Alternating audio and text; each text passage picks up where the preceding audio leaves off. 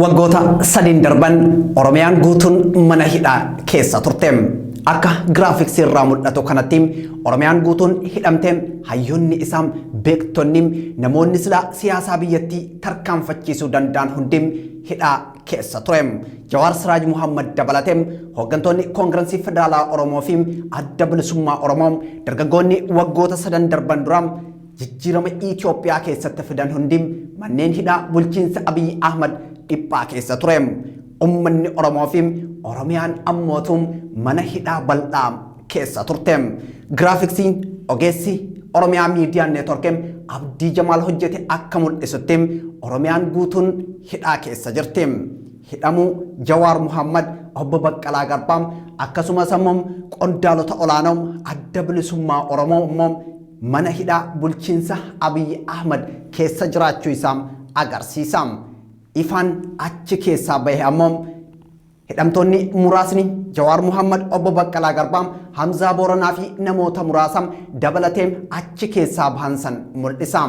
Ifaan mana hidhaa keessaa bahaa jiraachuu isaa argisiisa.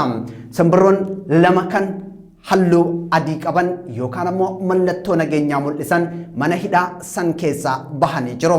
Garuu deebi'ee manni hidhaa cufatee jira. Kun ammoo kan argisiisu hidhamtoonni siyaasaa hedduun kumaatamaan manneen hidhaa bulchiinsa Abiy Ahmad keessa jiraachuu isaati. Allayyaa mokorii daangaanya marga'u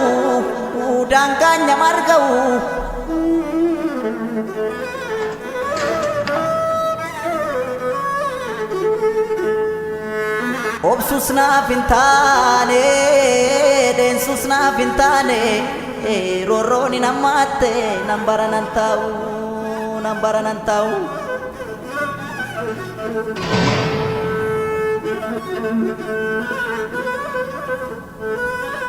Dhimmi nuti ittiin hidhamne dhimma mana murtiitti ilaalamu osoo hin taane dhimma siyaasaa waltajjii siyaasaa qofaan furamuudhaan gameessa siyaasaa Itoophiyaa keessatti kiila lixee fi daandiin isaa qabsoo karaa nagayaa ta'e Jawaar Siraaj Muhammad mana murtii bulchiinsa Abiy Ahmad dura dhaabbatee dubbataa ture.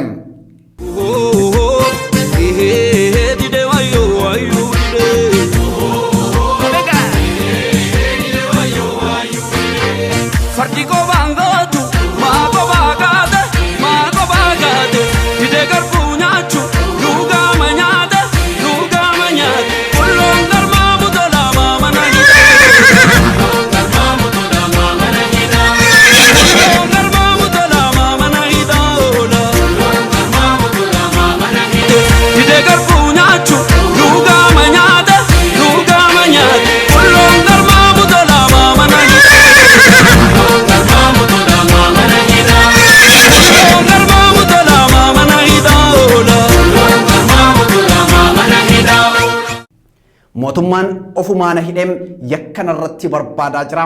Ani geggeessaa siyaasaatiin filannoo na jala dabarsuuf akka ani filatame ummata hin hoogganneef na hidhan malee ani yakka tokkollee hin raawwanne. Itti aanaa dura taa'aa Koongirensii Federaalaa Oromoo Obbo Baqqalaa Garbaatu mana murtii Itoophiyaa keessatti dubbataa ture.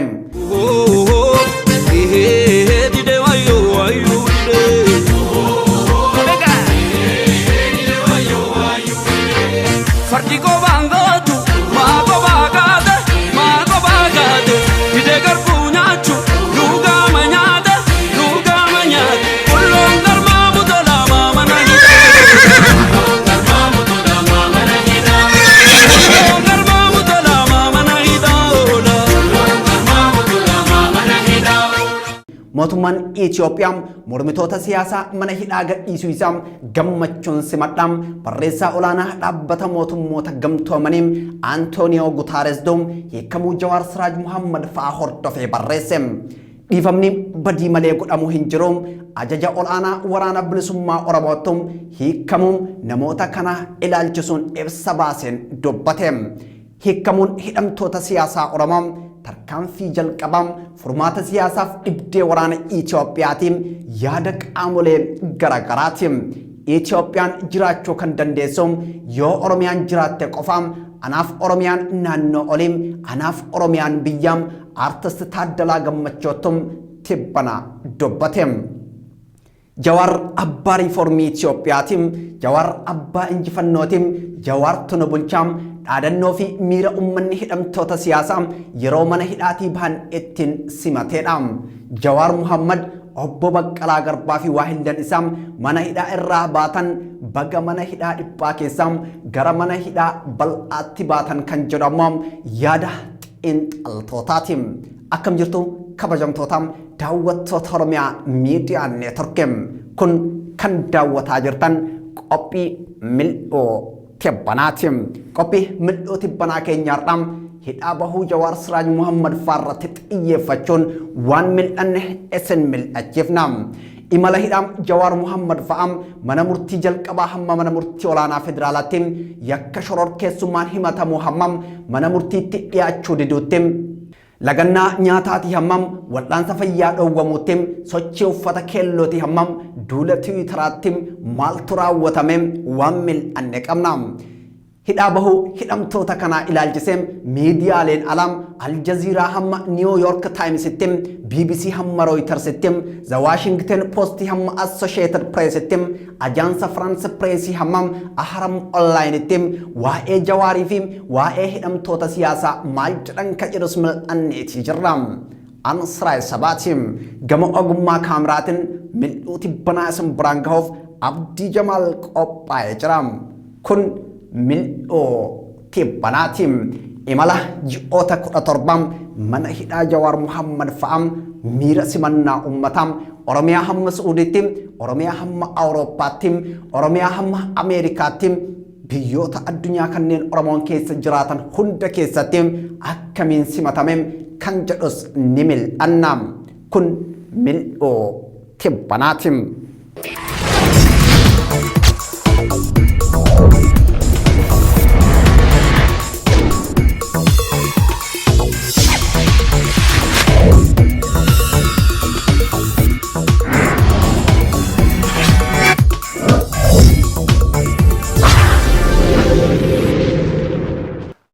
Hidhamtoonni siyaasaa Oromoo akka gadhiifamaniif uummata Oromooti hamma uummattoota Itoophiyaatti Komishinii Mirga Namoomaa Itoophiyaatti hamma Komishinii Mirga Namoomaa Gamtaa Afrikaatti Amnesty International hamma Human Rights Watchitti Liigii Mirga Namoomaa Gaanfa Afrikaatti hamma International Crisis Groupitti Gamtaa Afrikaatti hamma Gamtaa Awurooppaatti dhaabbata mootummoota gamtoomaniitti hamma dhaabbata doktoroota daangaa maleeyyiitti Oromiyaa Support Group hamma Oromiyaa Global Forumiitti Oromoo Legacy Leadership and Advocacy hammam waldaa hayyoota Oromootti Koongirensii Federaalaa Oromootti hammam adda bilisummaa Oromootti gaafata kan turan yoo ta'u gaafiin dhaabbilee kanam ji'oota 17 boodam deebii argachuu waan jalqabe fakkaata. Dhibdee waraanaa raafama siyaasaa Itoophiyaa fi tasgabbii dhabiinsa gaanfa Afrikaatiif furmaanni marii biyyoolessaa qaamolee siyaasaa hidhannoo kaasanii bosona jiranii fi namoota ilaalcha siyaasaatiin hidhaman hammate adeemsisuudha jechuun hooggantoota mootummaa Itoophiyaa kan gaafataa turan bulchaa Ameerikaa 46ffaa Joe Biden, ministeera dhimma alaa Ameerikaa Antony Blinken, gaanfa Afrikaatti ergamaa addaa Ameerikaa Jeffrey David Feltman, seneetara Ameerikaa Chris Coons, ambaasaadara Ameerikaa duraanii Herman Cohen, miseensa koongirensii Ameerikaa Ilhan Omar, komishinara gamtaa Awurooppaa Pekka Havistom, barreessaa olaanaa dhaabbata mootummoota gamtoomanii Antonio Guterres, Yuunivarsiitii Norweetti qorataa dhimma walitti bu'iinsaan Profeesar Jeetal Tronvol, Daayireektara Faawundeeshinii nageenya addunyaa Alex Diwal, Daayireektara Oromoo Legacy Leadership and Advocacy Seenaa Jinjimoom gaanfa Afrikaatti Daayireektara Human Rights Watch Laatishiyaa Baadar biyya UK'tti Yuunivarsiitii Keeletti barsiisaa seeraa Dr. Awwal Alom, Professor Abbas Ganamom, Professor Muhammad Hassan, Dr. Henok Gabbisam, Professor Esqeel Gabbisam, Professor Hussein Kadir, Dr. Ittiana Haftem, Dr. Tsaggaayee Araarsaafim kanneen biroo warreen hidhamtoonni siyaasaa akka bahanii fi mariin biyyoolessaa hunda hammatem Itoophiyaa keessatti akka adeemsifamuuf mootummaa Itoophiyaa Abiy Ahmad Aliitiin durfamu gaafataa turanidha. Weellistoonni Oromoo kaayyoo sabaa irratti cichaniim dukkana siyaasaa keessattim saba Oromoo wajjin tittimaa turan afaan aartiitiin nageenyi Itoophiyaa keessatti akka bu'uufim hidhamtoonni siyaasaa akka bahan gaafataa turaniiti jirum. Artisti Yoosan Geetahun Bulloon Garmaamuu Tolaam mana hidhaa oolaa jechuun hidhamtoota siyaasaa Oromoo mana hidhaa jiran hidhaa akka bahan gaafateem. Bulloon Garmaamuu Tolaam mana hidhaa oolaa.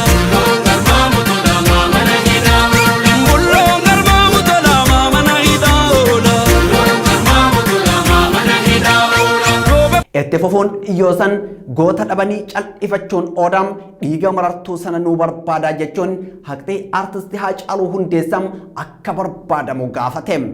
Goota dhabanii cal'ifachuun ooda dhiiga marartuu sana nuu barbaada. Geeraru malee an akkamiin joogu haa ba'u gumaan ilma dhugaa beeku.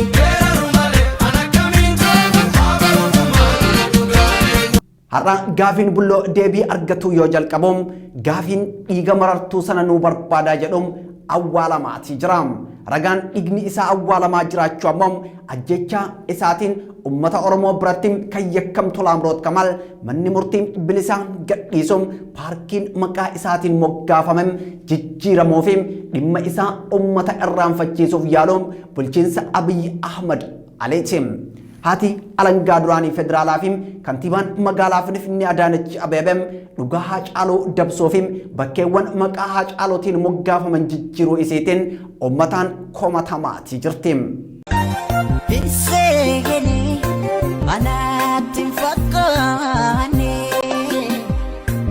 hinseenee manaatti hin fakkaanne.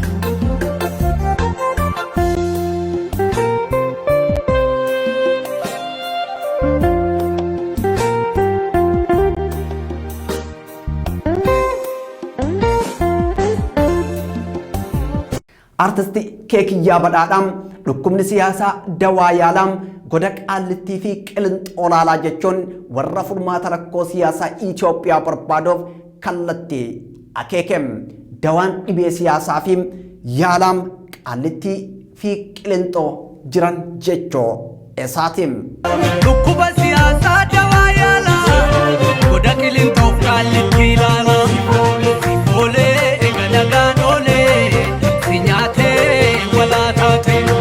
Dhibban dhaabbilee idil addunyaa fi hooggantoota dhaabbilee garaagaraatiin bulchiinsa Abiyyi Ahmad irratti taasifamaa tureem lola waggaa tokkoom kaaba Itoophiyaatti adeemsifameefim lola siyaasaa fi waraanaam Oromiyaa keessatti ganna sadiif adeemsifame boodam bulchiinsi Abiyyi Ahmad goda Qilixoo fi qaallittiin mil'ataa jira fakkaatam. Jawaar Muhammad kan abbaa riifoormii Itoophiyaa jedhamuun dubbatamuun akkasumas qondaalota koongirensii federaalaa Oromoo hooggantoota gameeyyii adda bilisummaa uummata Tigraay fi kanneen biroom gadhiisuu fi marii biyyoolessaa mallattoolee awwaannaam waamicha marii biyyoolessaati jedhamaati jira. Ta'us kanneen ija shakkiitiin ilaalaa jiranis ni jiru. Dukkanni siyaasa dinagdee fi hawaasummaa ajjeefamuu artisti Haacaaluu Hundeessaa fi cufachuun daandii qabsoo karaa nagaatiin bu'eem waan bari'u hedduu fakkaata. Oromiyaan waggaa sadiif Itoophiyaan ji'oota 17 waraana lubbuu kumaatamaa gaaga'een raafamaatii turte. Kanaaf ammoo sababni furmaata waraanaa fi siyaasaa geggeessitoota qabsoo karaa nagaa hidhuufi artisti Haacaaluu Hundeessaa ajjeesuudha. Dukkanni siyaasaa hidhamuu qabsoo karaa nagaatiin Itoophiyaatti yoo bu'uum ibiddiin lolaa fi waraanaa ajjeefamuu artisti Haacaaluu Hundeessaatiin Itoophiyaatti qabate. Itoophiyaan kanaan gubataati jirti. Dukkanni siyaasaa hiikamuu hidhamtoota siyaasaa Oromootiin ni bari'a jedhameem abdatamus ibiddi siyaasaa ajjeefamuu artisti Haacaaluu Hundeessaatiin Itoophiyaatti gubate garuum dhaamuuf haqa barbaadaa jira jedhamaati jira. Sababbiin isaa immoo haqi Haacaaluu Hundeessaa bulchiinsa Abiyyi Ahmadiin yeroo kamuu caalaam awwaalamaati jira. Hinseeganii edaa kinubaanee. Hinseeganii manaatti hin fakkaanne hinseenee manaatti hin fakkaanne. garuu dukkanni siyaasaa Jawaar Muhammad faayidaa bahaa jiraachuu isaa hordofeem akka bari'uu jiruun abdatamaati jira. Sababbiin isaa dawaan dhibee siyaasaa Itoophiyaa Jawaar Muhammadii fi waahillan isaa waan ta'eef jedhameet amanama. Hidhamuun Jawaar Muhammadii fi waahilloota isaa akkuma dhibee Itoophiyaa ta'eem hidhaa bahuun isaanis dawaa dhibee Itoophiyaa ta'uu danda'anis yaada namoota garagaraati.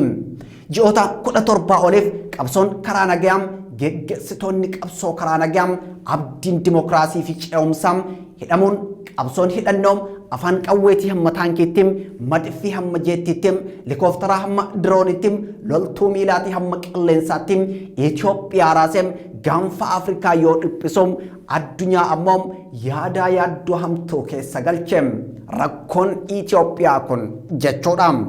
Sababbiin cufachuu qabsoo karaa nagaa ilaalcha sabboonummaa fi federaalizimii Jawaar Siraaj Muhammad tarkaanfachiisuuf ilaalcha edaamoo muummicha ministeera Itoophiyaa Abiy Ahmad tarkaanfachiisuudha.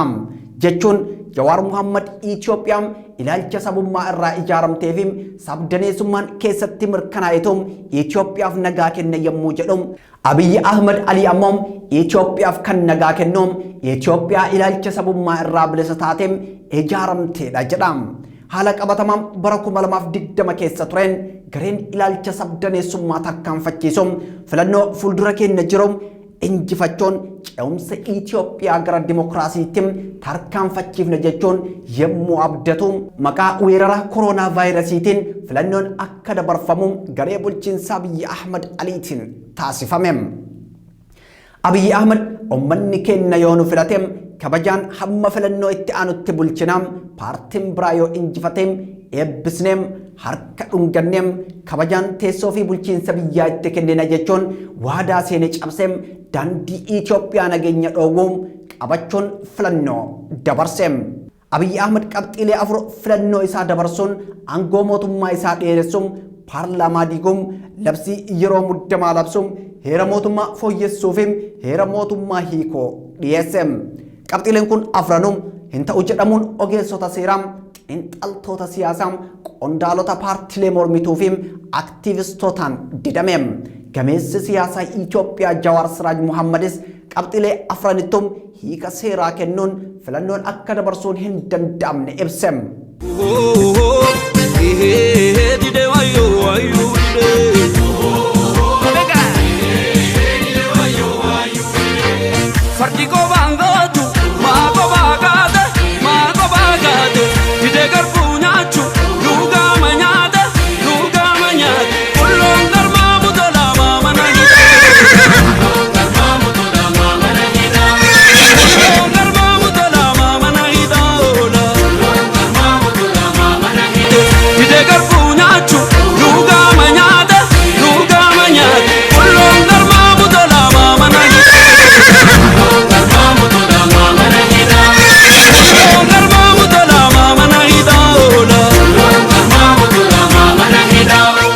Kana boodam warri ilaalcha federaalizimii tarkaanfachiisan hundim funaannamuun bulchiinsa Abiy Ahmadiin hidhamaniim. Kun ammoo dhagaa tokkoon sanbira lamaam mammaaka jedhu san godheem. Filannoo dabarsuuf ilaalcha bilisiginnaa uummata fudhachiisuuf tarkaanfachiiftotam ilaalcha bilisummaa hidheem. Kana kan raawwateem bulchiinsa Abiy Ahmad Aliitiim. Humnoonni federaalistii fi geggeessitoonni qabsoo karaa nagaa ji'oota 17 mana hidhaa bulchiinsa Abiy Ahmad jalatti erga dararamaa turaniin jimaata darbee amajjii 7 bara 2022 hidhaa irraa bilisoomaniiti jiru. Garuu hundi hin bilisoomne namoota muraasatu bahe. Garuu imalli ji'oota 17 mana hidhaa bulchiinsa Abiy Ahmad keessatti Jawaar Muhammad, Obbo Baqqalaa Garbaa, Hamzaa Booranaaf kanneen biroo dabarsan goolabameeti jira. Allayyaa mokorii daangaanya marga'u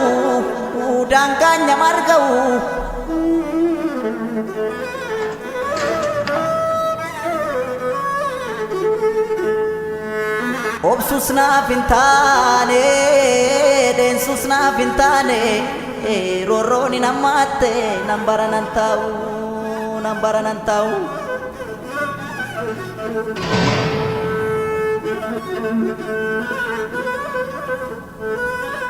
Itoophiyaan ergam Haacaaluu Hundeessaa jeeftem Jawaar Siraaj Muhammad hiitem nagaya argatte hin beektom.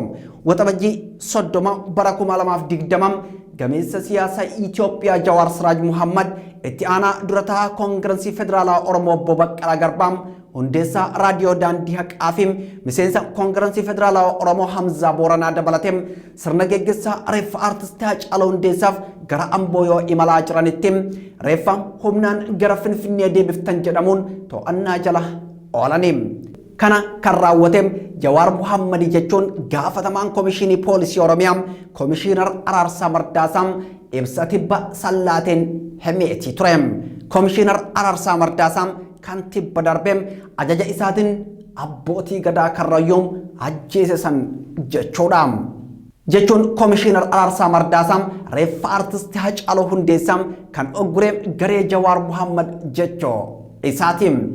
Garuu reeffa aartistii Haacaaluu Hundeessaa kan ogguree Finfinneetti deebisem Jawaar Siraaj Muhammad fa'aa osoo hin taanem ajaja qondaalota olaanaa biltsiginnaa kanneen akka Shimallis Abdiisaa, Takkalaa Uumaa, Komishinar Araarsaa Mardaasaa fi ajajaan humna addaa poolisii Oromiyaa Dachaas Bitimaa fa'aan akka ta'etum ibsamaatii turem. Jawaar Muhammad fa'aas dhimma sirna geggeessaa reeffa aartistii Haacaaluu Hundeessaa irratti akka mari'atamu itti himamuun gara galma giddugala aadaa Oromootti akka deebi'an taasifamem. Kana booda kantiibaan bulchiinsa magaalaa Finfinnee yeroo sanii Injiinar Takkalaa Uumaa dhufem Jawaar fa'aa wajjin erga mari'atem qorrisiistuu reeffaa fida jedhem akka biraa deemetum dubbatamaatii turem. Akkuma Injiinar Takkalaa Uumaa deemen poolisoonni federaalaa dhufanii eegdonni Jawaar Muhammad hidhannoo akka hiikkatan yoo dirqisiisan yeroo kanam miseensi humna addaa poolisii Oromiyaa tokkom aariin ofitti dhukaasem akka of ajjeesetum himamaatii turem. Yeroo kanam reeffi aartistii Haacaaluu Hundeessaa waajjira ODP galma giddugalam aadaa Oromoo cinaa jiru seensifamuun gara duubaatiin bahem helikoophteraan Ambootti ergamem. Haala kanaan Jawaar fa'aatiin tooftaan to'atamanim. Kun odeeffannoon battala sanittim bahaa tureedhaam. Gaafa sanim gaafni Oromoon dukkana siyaasaa hamtuu keessatti kufem. Dukkana weellisaan isaam jaalatamaan ajjeefamuufim dukkana hoogganni isaam hidhamuu keessatti kufem. Ji'oota 17 dukkana roobam dukkana siyaasaa hamtuu keessa turem. Sabni Oromoo bal'aan jechuudhaam. Dukkana kana keessatti ammoo bulchiinsi Abiyyi Ahmad siyaasa isaam keessaayyoom ilaalcha eda'amuufim ilaalcha biltsiginnaan tarkaanfachiisuun uummata Oromootti fe'uuf sabboontota hedduun lubbuu galaafateetii jiraam. Kumaatama buqqisem kan hidheem mana hiyyeessaa danuu gubeetii jiraam. Jawaar Siraaj Muhammad Obbo Baqqalaa Garbaam Hamzaa Booranaa fi kanneen biroo dabalateem jalqaba dhimmi isaanii mana murtii federaalaa sadarkaa jalqabaam dhaddachaa Ramaddii Lidataattim ilaallamaatii turem. Dhaddachaawwan jalqabaa kanaan qorataan poolisii federaalaa yakkoota 4 shakkamaniin to'annoo jala ooloo ibsem. Himannaawwan qorataan poolisii federaalaa Jawaar fa'aa irratti dhiyeessem ajjeechaa poolisii humna addaa Oromiyaa sabaa fi sablammoota walitti buusuuf yaaluun qondaalota mootummaa ajjeesuuf yaaluufim reeffa aartistii Haacaaluu Hundeessaa ogguruu kan jedhuuni turem.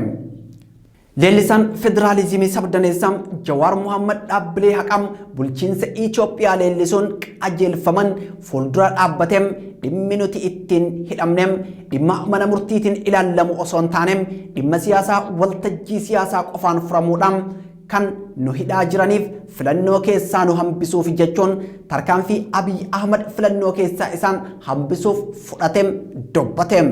Itti aanaan durataa Koongirensii Federaalaa Oromoo Obbo Baqqalaa Garbaa mootummaan ofumaa yakkan irratti barbaadaa jiraam.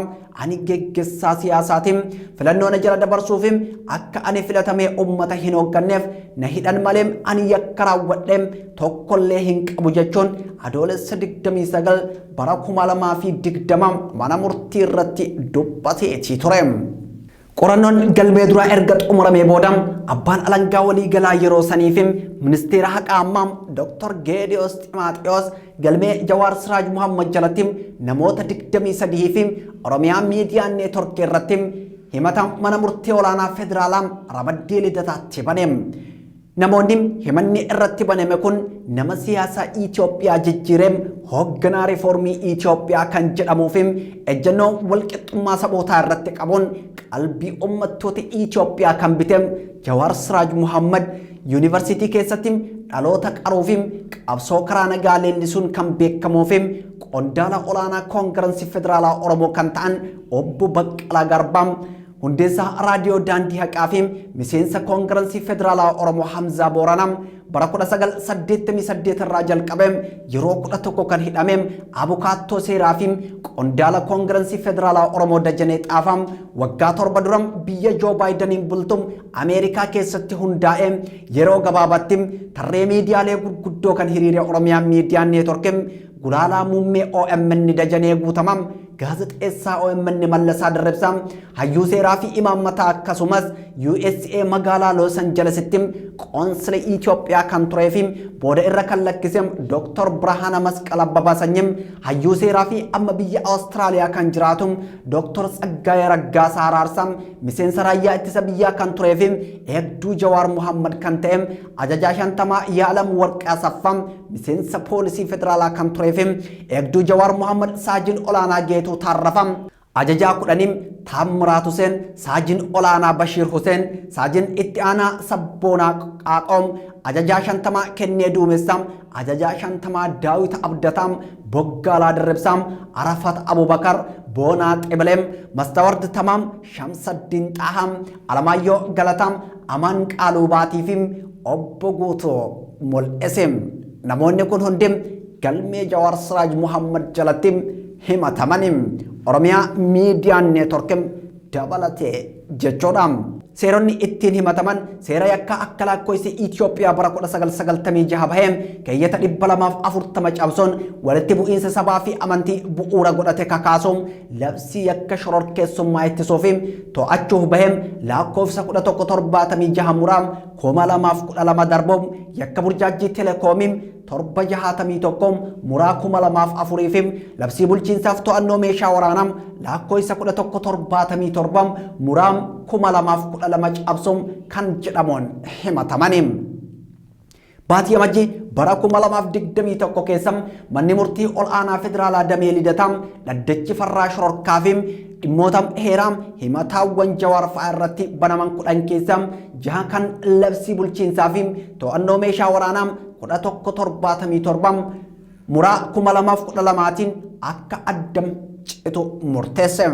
Hidhamtoonni kun itti fufuun tooftaa lagannaa nyaataa qabsaa'onni akka qabsaa'aa walabummaa Hindii Mahatma Gandhi Mario Wallace Dunlop duree yuuniyeenii Ameerikaa fi Meeksikoo Caesar Chavez dhimma itti bahanitti dhimma bahuun dhuma baatii Amajjii bara 2021 irraa jalqabuun guyyoota 40 lagannaa nyaataa adeemsisanii jiru. Kaayyoon lagannaa nyaataa hidhamtoonni siyaasaa Oromoo adeemsisaniif cunqursaaf dhiibbaan uummata Oromoo irraa haa dhaabbatu kan jedhuu fi mootummaan namoota bebbeekamoo Oromoo kaan ajjeese kaan hidhuun riiformii keessaa uummata Oromoo cinatti dhiibe jechuun lagannaa nyaataa kan jalqabani. Diddaa nyaataa guyyoota 40 booda hospitaala Laandimaarkitti kadhaamaan guddootaaf kumaandar Daraartuu Tullootiin goolabame. Qabsoon lagannaa nyaataa guyyoota 40 jechuudha. Dargaggoonniif uummanni bal'aan sochii uffata keelloo kan hidhamtoonni siyaasaa Oromoo mana hidhaa keessatti uffachuun oolmaa dhaddacha hidhamtoota siyaasaa kan dhiphisaa turan yoo ta'u, kanaanis poolisoonni bulchiinsa Abiyyi Ahmad gaazexeessitoota Masarat Dhaabaa dabalatee namoota hedduun hiiteetii turte. Baatii caamsaa bara 2021 irraa jalqabuun murteen mana murtii kabajamaa hin jiru waan taateef waggoota lamaaf mana murtiitti dhiyaachuun hin barbaannu jechuun mana murtii xalayaan kan beeksisan hidhamtoonni siyaasaa Oromoo beellamoonni hedduun bakka isaan hin jirretti bakka abukaattonni isaanii jirantti ilaalamaati ture. Imala ji'oota 17 kana keessatti gareen abukaattota Oromoo hedduun aarsaa kafalaniiti jiru. Abdul Jabbaar Huseenis dhimma hidhamtoota siyaasaa Oromoo osoo tarkaanfachiisuun sirna Itoophiyaa bulchuun nyaatame.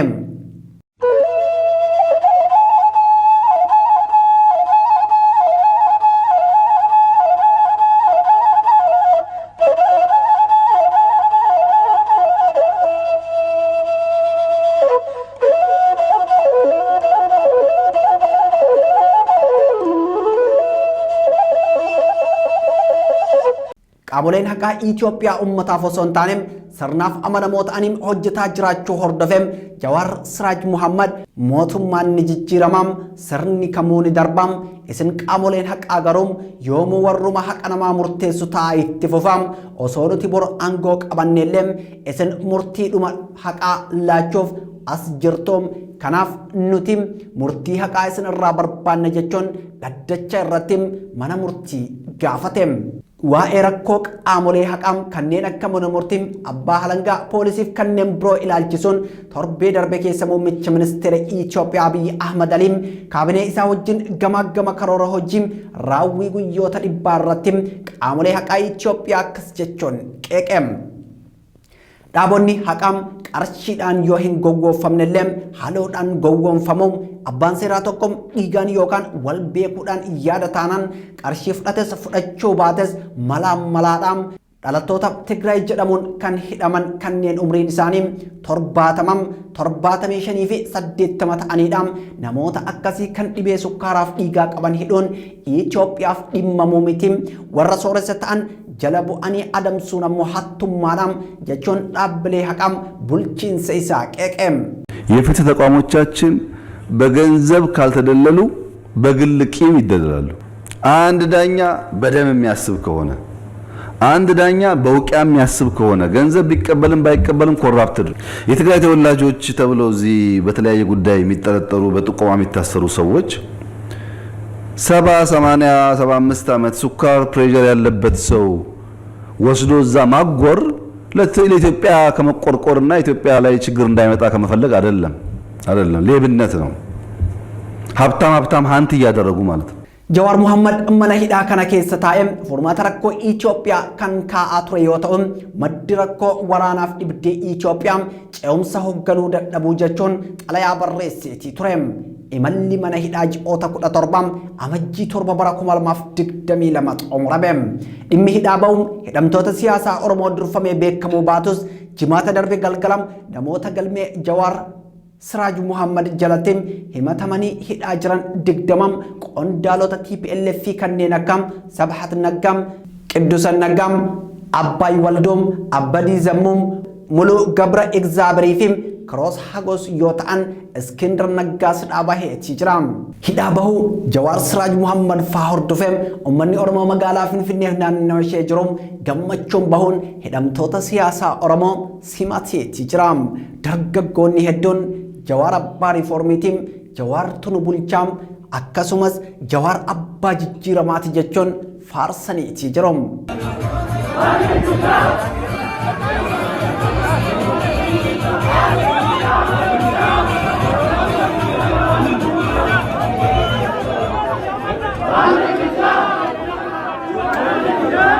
Hidhaa hiikamoo hidhamtoota siyaasaa Oromoo kana hordofeem mootummaan Itoophiyaa dhiifamaan gadhiise jedhus ogeessonni seeraa namni tokko dhiifamaan kan gadi dhiifamuun yakkamaa ta'uun isaa yoo mirkanaa'ee itti murtaa'edha jedhuun garuu dantaa uummataaf jecham himannicha addaan kutuun baasuun ni danda'ama.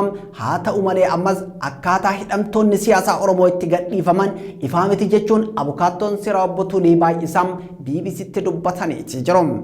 Hidhamtoonni siyaasaa Koongirensii Federaalaa Oromoo fi namoonni galmee Jawaar Siraaj jalatti himataman hidhaa irraa hiikamanis hidhamtoonni siyaasaa bilisummaa Oromoo dabalatee kumaatamni manneen hidhaa naannolee fi federaalaa keessatti rakkifamaatii jiru.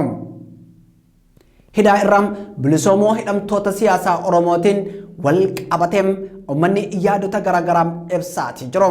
Hiikamuun hidhamtoota siyaasaa Oromoo tarkaanfii jalqabaa gaariidha kanneen jedhanis jiru. Garuu rifeensa cinaa haadanii cinaa hin dhiisaniin hidhamtoota siyaasaa ABO gadhiisaa jechuunis gaafataatii jiru. Gadhiifamuun Jawaar Muhammad fa'aa dhibdee siyaasaaf waraanaa Itoophiyaa kan furmaata dhabeef furmaata argamsiisuu danda'am waliigalteen siyaasaa fi nageenyaa warra qawwee kaasee bosona jiruu fi warra masaraa mootummaa keessa jiru jidduutti bu'uu danda'a kan jedhuun yaada qaamonni garaagaraa kennaa jiranidha. Ajajni olaanaa waraana bilisummaa Oromoo ibsa amajjii 8 bara 2022 baaseen dhiifamni badii malee godhamuu hin jiru jechuun mootummaa yoo qeequun miseensota Koongirensii Federaalaa Oromoo hidhaa bahaniin baga mana hidhaa dhiphaa keessaa gara mana hidhaa bal'aa waraana siyaasaaf diinagdee raafamaa jirutti baatan jechuun ibse. Hooggantoonnii fi miseensonni Koongirensii Federaalaa Oromoo qaallittii jiran qofti hiikamuun hooggantoonni adda bilisummaa Oromoo hafuun gaafii fi shakkii uummata keessatti uumeetii jira. Biltsiginnaan hidhamtoota siyaasaa Koongirensii Federaalaa Oromoo qofa gadhiisuun kan ABO hambisuun ergaa siyaasaa of duubaa qaba jechuun kanneen ija siyaasaatiin ilaalaa jiranis jiru. Akka warri kun jedhanitti qondaalota ABO kan hambisaniif waraana bilisummaa Oromoo wajjin hidhata qaban jechuun moggeessuuf jechuun sababa dhiyeessu.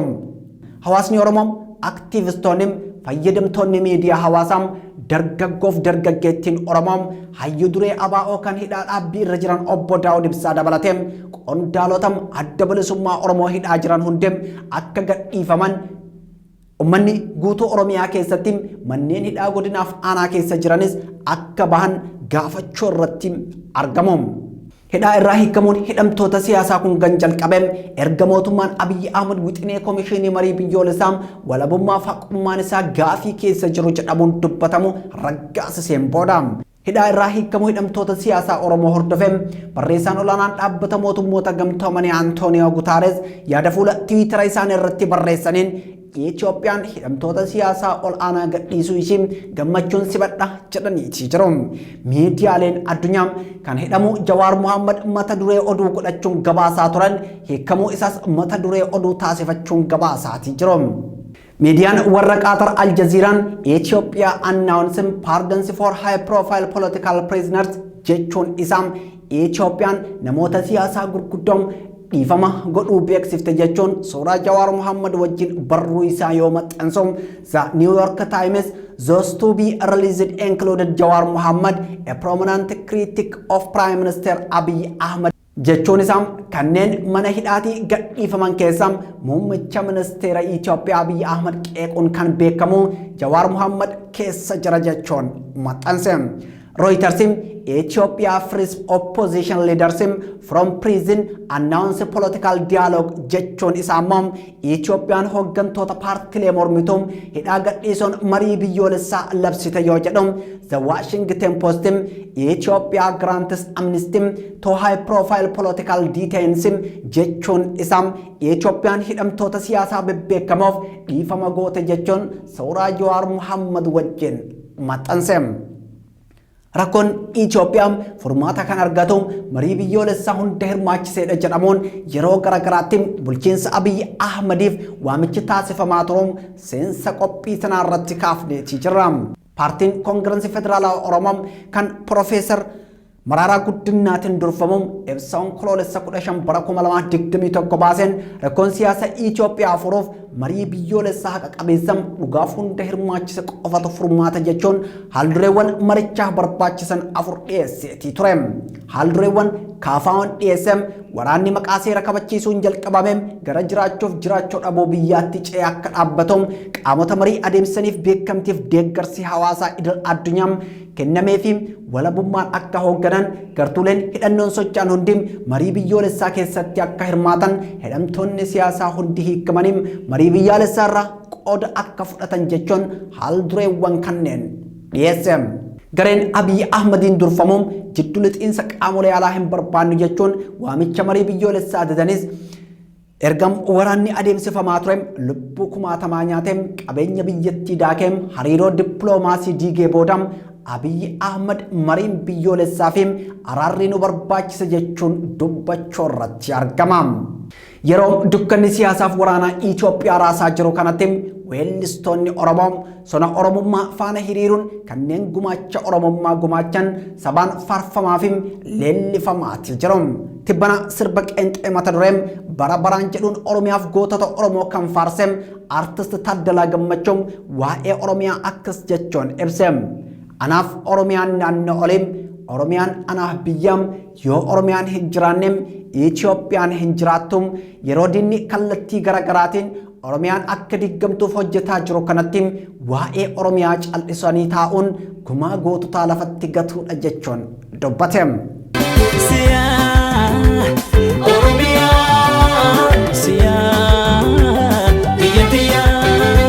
yeroom qormaanni oromummaa baay'ate kanatti keekiyyaa badhaadhaatii hamma galaanaa gaaromsaatti yoosan geetaa huunii hamma andu'aalam gosaatti leencoo gammachuutii hamma gadaa hamdaatti fayyisaa furiitii hamma itti qaatafarreetti taaddalaa gammachuutii hamma aartistoota birootti kaayyoom sabaa irratti cichanii wallee dhibee oromoof oromiyaa gungumtuun baasanii har'a gahaniitii jiru. Ansraay sabaa ture gama ogummaa kaameraa fi Production Bredan mil'ooti banaa kan isin biraan gahaa ture Abdii Jamaaliin torban qophii biraatiin hamma walitti deebinutti torban milkiyaa ta'u jechaan har'aaf qopheeffanne kana fakkaata. Allayyaa mogorii daangaanya marga'u